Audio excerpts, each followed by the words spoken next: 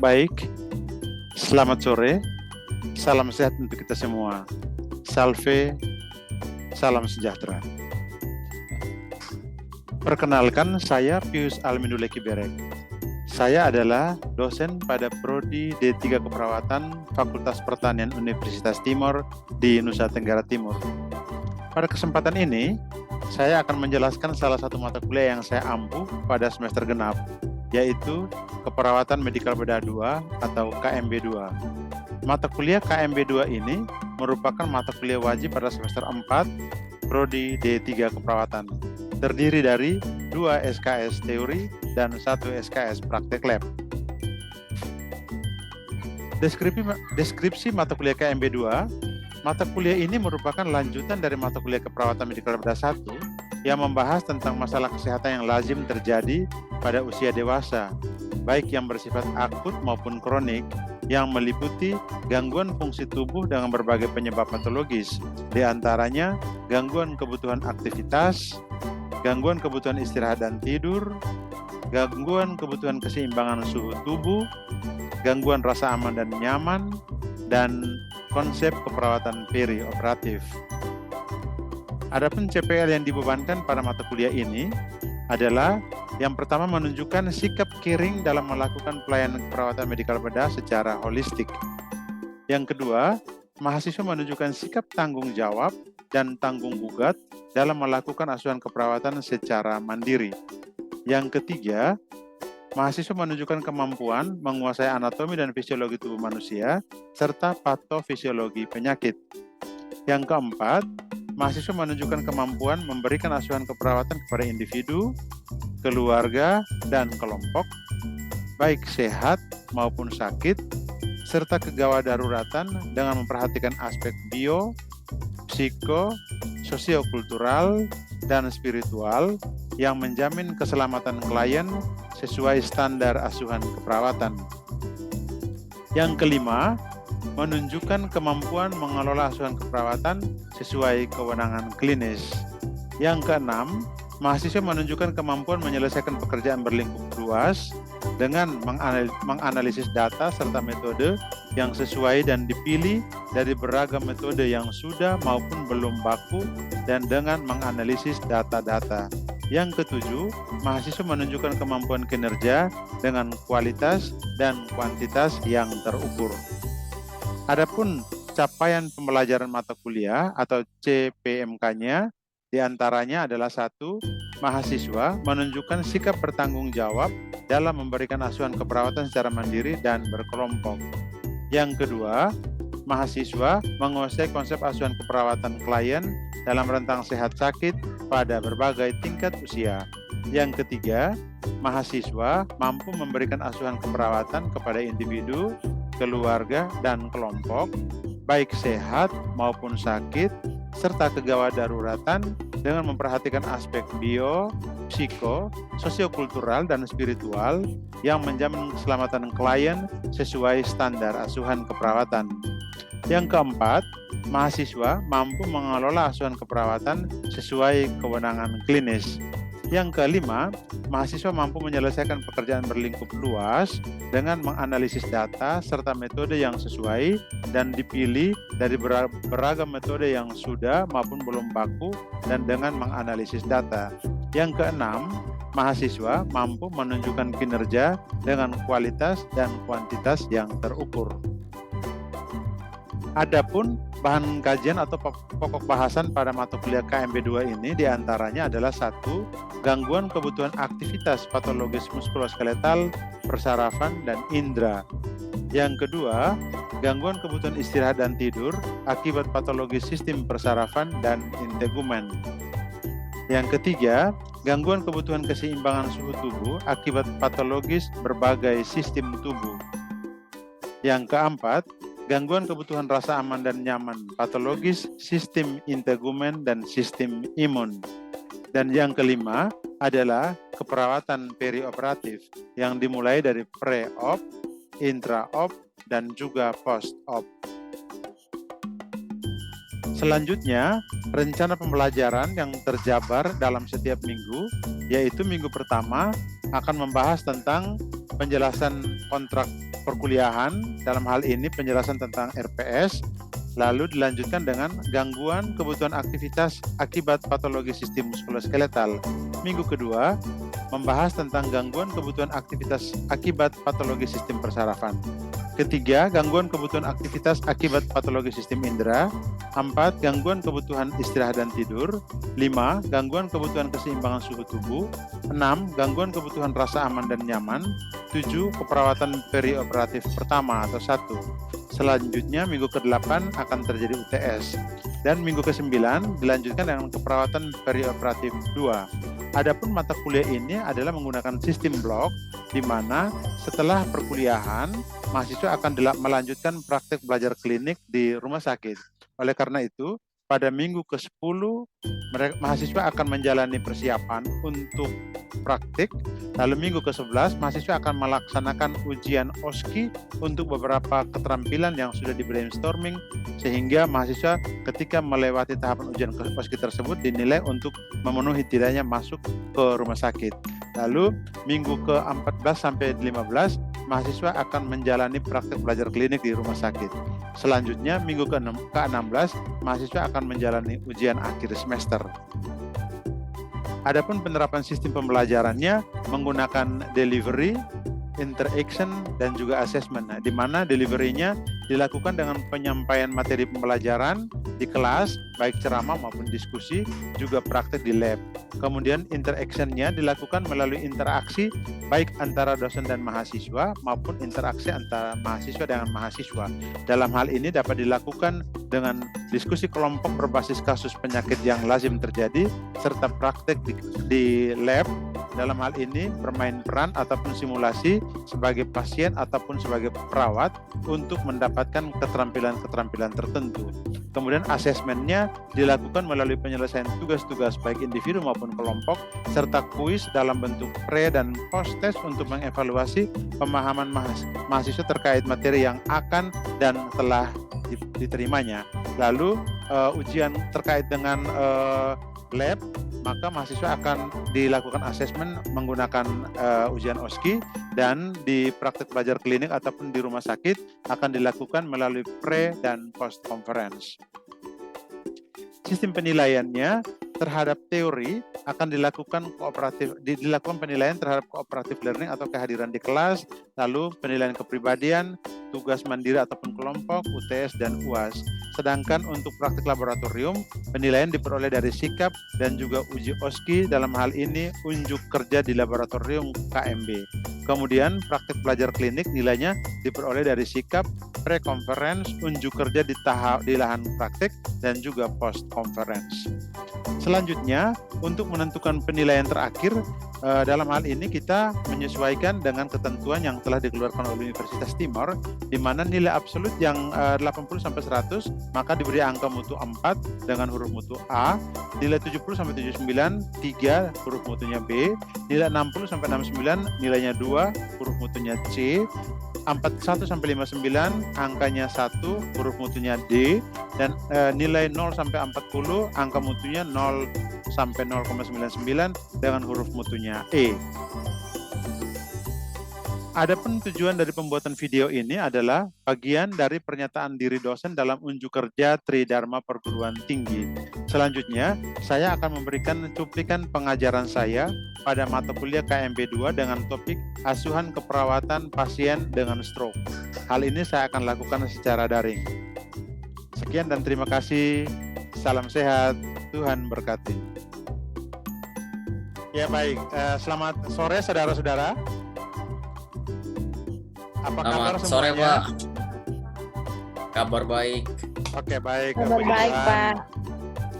Sore hari ini kita akan melakukan perkuliahan lanjutan untuk tatap muka yang ke-6 ini, untuk melihat materi lanjutan tentang asuhan keperawatan pada pasien dengan stroke ya. Tapi sebelum kita mulai, mari kita sama-sama hadap Tuhan dalam doa.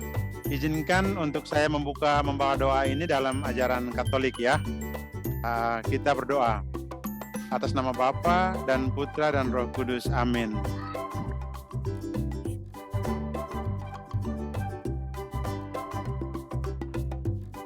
Bapa dan Putra dan Roh Kudus. Amin.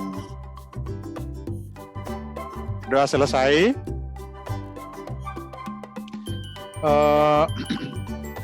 Sore hari ini kita akan melihat tentang asuhan keperawatan pada kalian dengan stroke ya. Ini merupakan pertemuan lanjutan, pertemuan yang ke-6, sebagaimana pertemuan yang di pertemuan yang kelima kemarin itu kita sudah membahas tentang berbagai hal tentang penyakit yang lazim terjadi. Sebelumnya untuk absen nanti saya menyesuaikan dengan link yang sudah dibagikan di grup kelas ya. Nanti kemudian baru saya akan ambil dan saya absen secara manual lagi. Oke, kita akan melihat tentang asuhan keperawatan para klien dengan stroke. Di sini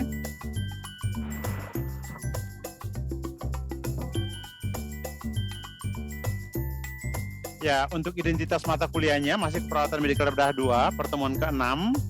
Materinya adalah asuhan keperawatan pasien stroke. Mungkin dari saudara-saudara ada yang masih ingat atau ada yang pernah punya pengalaman melihat pasien dengan stroke? Apakah ada? Ya, ini siapa nih? Anatul, monggo Anatul, pengalamannya. Ada mau share pengalaman tentang pasien stroke? Tentang pasien stroke sendiri itu Pak, itu ada orang yang seperti kaku pada dia punya saraf-saraf gitu Pak, seperti kayak lehernya tengkuk terus ke kanan. Ya, benar. Itu tepat sekali. Oke, untuk mengetes lagi pemahaman kita tentang stroke, maka kita akan awali dengan pretest. Nanti pretest masing-masing silakan buka di grup kelas yang sudah saya bagikan. Kuisnya kita akan menggunakan waktu sekitar 3 sampai 5 menit. Silakan dikerjakan dulu kuisnya untuk pretest. Ya Pak. Ya, waktu 5 menit atau 4 sampai 5 menit kita pakai untuk pretest ini, silakan. Soalnya gampang, hanya 15 nomor. Silakan diselesaikan. Oke. Kira-kira sudah ya? Carmelita, apakah sudah? Sudah, Pak. Oke, baik. Kita akan mulai pada teorinya. Stroke itu merupakan penyakit pada pembuluh darah di otak. Itu intinya ya. Jadi definisi menurut WHO itu stroke adalah suatu keadaan di mana ditemukan tanda-tanda klinis yang berkembang cepat berupa defisit neurologik vokal dan global yang dapat memperberat dan berlangsung lama selama 24 jam atau lebih dan atau dapat menyebabkan kematian tanpa adanya penyebab lain yang jelas selain vaskuler. Kita lihat di sini ya, ini gambaran otak. Pada waktu kita belajar anatomi dan fisiologi, sudah kita ketahui tentang gambaran otak. Apabila diberikan tanda kuning seperti begini, ini menunjukkan kepada kita bahwa ada sumbatan atau ada oklusi pada pembuluh-pembuluh darah tersebut, sehingga terjadilah gangguan pada otak. Nah, ini gambaran bahwa ada sumbatan pada otak di bagian ini, pembuluh darah di sini yang akan memperdarahi dan ini terjadi gangguan. Kemudian yang di sini apabila terjadi perdarahan pun, maka pembuluh darah yang di sini akan rusak dan bagian-bagian otak yang di sini dan pembuluh darah tidak kebagian sehingga terjadilah kerusakan-kerusakan. Stroke terjadi apabila pembuluh darah otak mengalami penyumbatan ataupun pecah. Akibatnya, sebagian otak tidak mendapatkan pasokan darah yang membawa oksigen yang diperlukan sehingga mengalami kematian sel ataupun jaringan. Kemudian etiologinya ada trombosis cerebral, ada hemoragik, ada hipoksia, dan juga baik umum maupun setempat. Nah, untuk trombosis atau sumbatan-sumbatan itu dilihat pada gambar 1. Sedangkan gambar 2 ini adalah hemoragik. Apakah ada yang sudah pernah mendengar istilah hemoragik? Stroke hemoragik? Apakah mungkin keluarganya atau tetangganya atau waktu praktek di kelas 1 itu?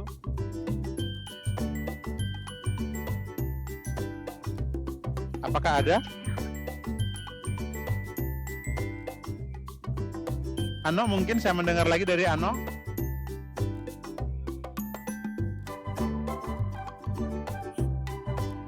Oke, Carmelita?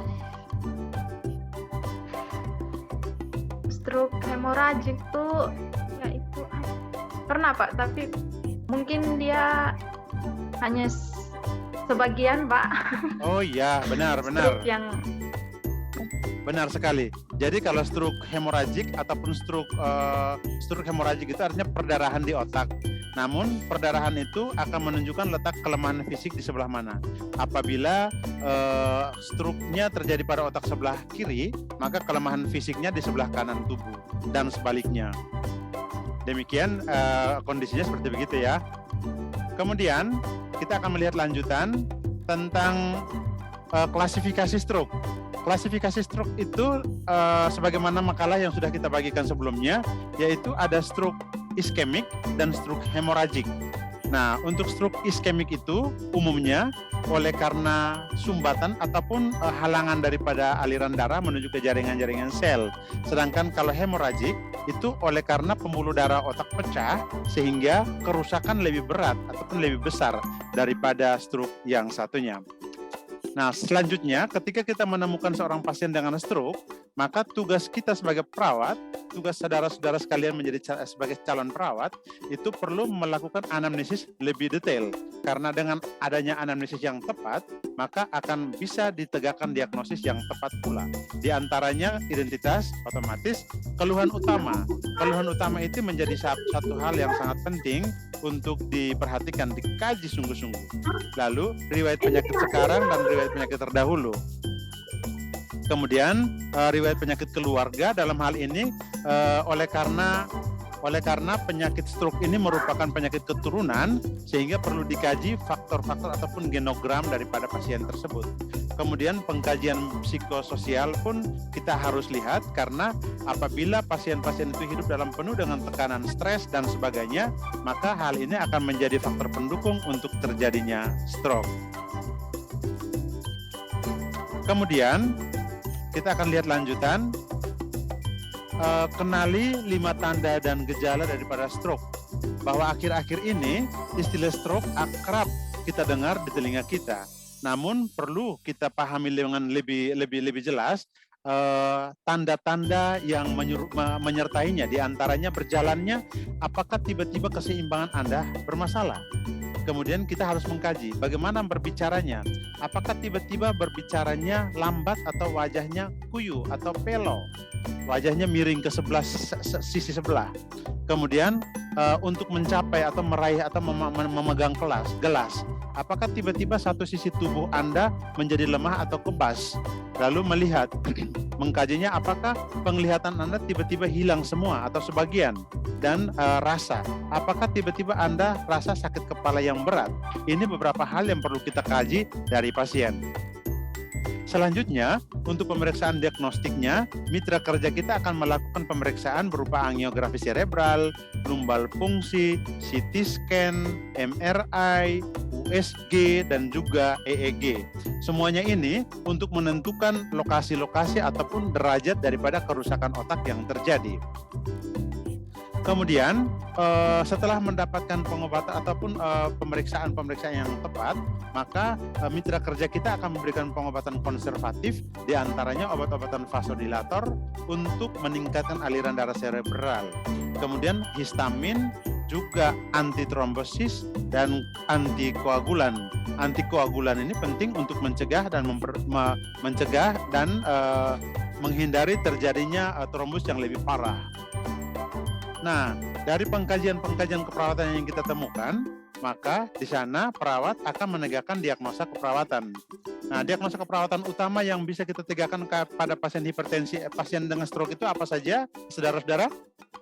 Ada kira-kira 6 diagnosa keperawatan yang kita temukan. Tetapi yang paling penting kita lihat di sini itu apa? Mungkin dari Regina, diagnosa keperawatan utama pada pasien dengan stroke. Hambatan mobilitas fisik berhubungan dengan hiperpres. Ya, bagus. Carmelita sudah menjawab hambatan mobilitas fisik. Tetapi pertanyaan saya adalah diagnosa keperawatan utama pada pasien dengan stroke. Jadi pertanyaannya adalah diagnosa keperawatan utama, bedakan dengan diagnosa keperawatan yang biasa. Kalau saya tanya utama, maka ada satu yang penting kita lihat di sini. Apa itu? Dari 6 ini biasanya akan muncul pada ujian kompetensi UKOM. Pertanyaan diagnosa keperawatan utama. Risiko tinggi peningkatan TIK berhubungan dengan adanya peningkatan volume. Ya, ini dari Yunita ya, Yunita. Luar biasa Yunita. Itu penting bahwa diagnosa keperawatan utama pada pasien dengan stroke itu adalah peningkatan TIK. Saya pikir kita berikan aplaus kepada Yunita. Monggo, kita berikan aplaus karena ini analisis yang sangat tinggi. Pasien dengan stroke itu TIK sangat tinggi. Oleh karena itu, tindakan keperawatan itu harus mengarah kepada menurunkan TIK. Demikian ya. Dan beberapa diagnosa keperawatan lainnya bisa ditegakkan sesuai dengan kondisi ataupun data hasil pengkajian kita. Selanjutnya, kita akan melihat intervensi keperawatan secara keseluruhan. Di sini perlu kita melakukan pengkajian terhadap faktor penyebab dari situasi atau keadaan atau penyebab timbulnya koma ataupun penurunan fungsi jaringan tersebut. Di mana apabila pasien mengalami stres, maka harus menggunakan upaya-upaya untuk menurunkan tingkat stresnya. Selain itu, terkait dengan tanda-tanda vital perlu dilakukan monitor setiap 4 jam. Kita akan melihat fluktuasinya karena obat-obatan yang diberikan kepada pasien dengan stroke itu umumnya adalah hipertensi, tekanan darah tinggi. Sehingga untuk menurunkan tekanan darah tinggi itu harus dilakukan secara bertahap. Oleh karena itu, monitor tekanan tanda-tanda vital terutama tekanan darahnya itu harus dilakukan secara bertahap sehingga pasien tidak jatuh pada keadaan hipotensi.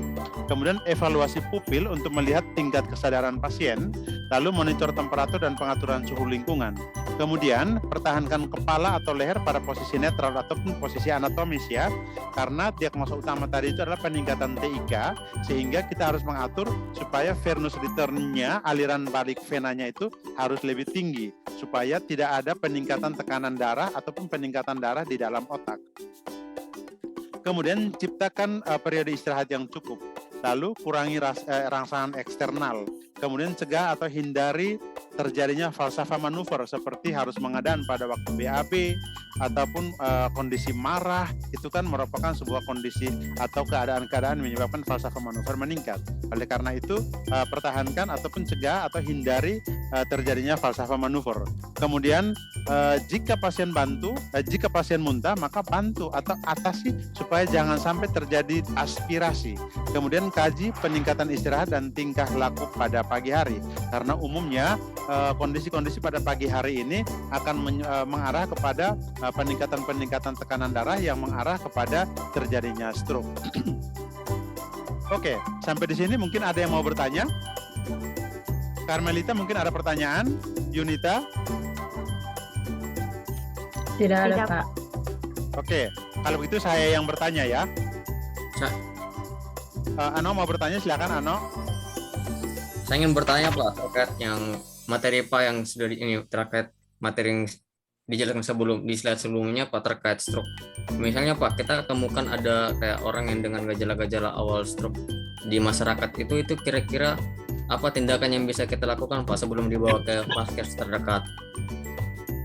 Oke, ini pertanyaan yang sangat bagus sekali terkait dengan kondisi atau kejadian stroke yang bukan terjadi kita temukan di rumah, tetapi di misalnya mungkin sementara berjalan di jalan lalu tiba-tiba melihat dia pelo atau melihat dia menunjukkan gejala-gejala stroke, atau ternyata kita berkunjung ke salah satu rumah kemudian ada keluhan dari anggota keluarganya bahwa salah satu anggota keluarga itu mengalami kondisi-kondisi seperti begini, maka tindakan pertama kita adalah segera seorang perawat itu seharusnya di dalam tasnya ada tensimeter Android, sehingga pada waktu itu juga Pak perawat harus melakukan evaluasi segera dengan cara mengukur tanda-tanda vitalnya, terutama tekanan darah.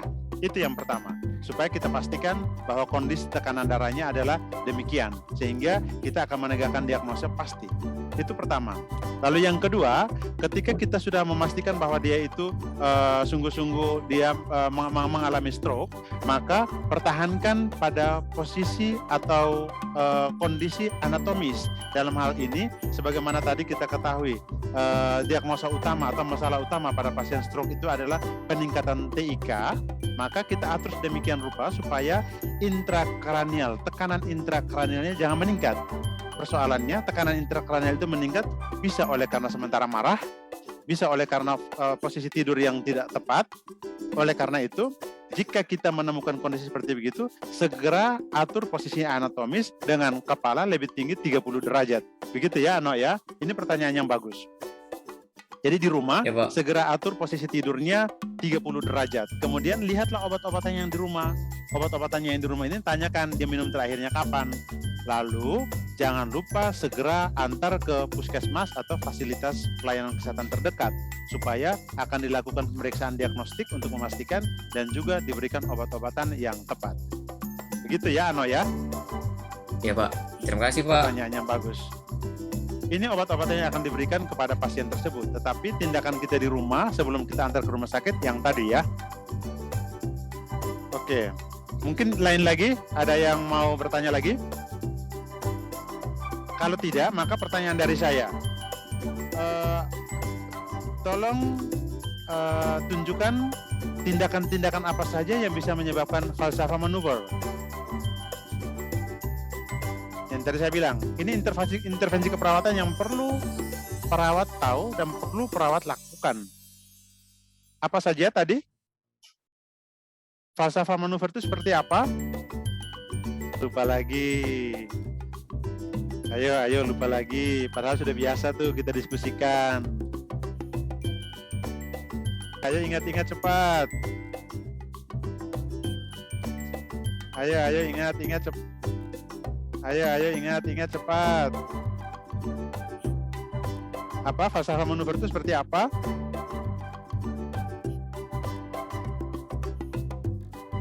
Apalagi? Ayo. Ini penting nih. Ngedan, Pak. Ngedan. Oh ya, ngedan. Ngedan saat buang air besar. Ngedan saat Atau buang air saat- besar. Ya betul. Kita berikan aplaus untuk Ano. Bagus tuh.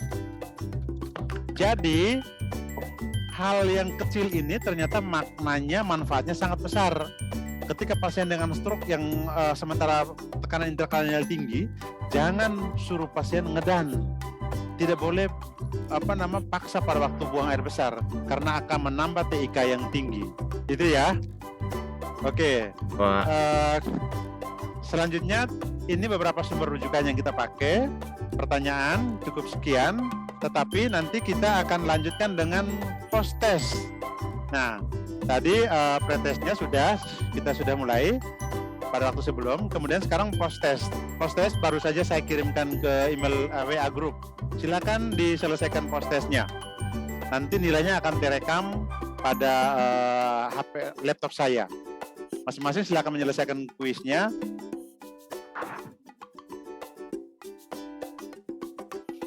Ya, Pak. Oke, selesai. Nanti nilainya saya akan bagikan juga di masing-masing HP secara japri ya, karena tidak boleh diberikan secara grup. Selanjutnya, untuk pertemuan yang akan datang, kita akan melakukan praktik berjalan pada pasien dengan stroke, di mana ada kelemahan-kelemahan fisik. Jadi minggu depan kita akan melakukan praktik berjalan tersebut. Demikian pertemuan kita akhiri. Saya ucapkan terima kasih. Semoga apa yang saya sampaikan bisa berkenan untuk menjadi bekal pada praktik ataupun pada saat bertemu dengan pasien-pasien dengan stroke. Saya akhiri. Sekian dan terima kasih. Selamat sore.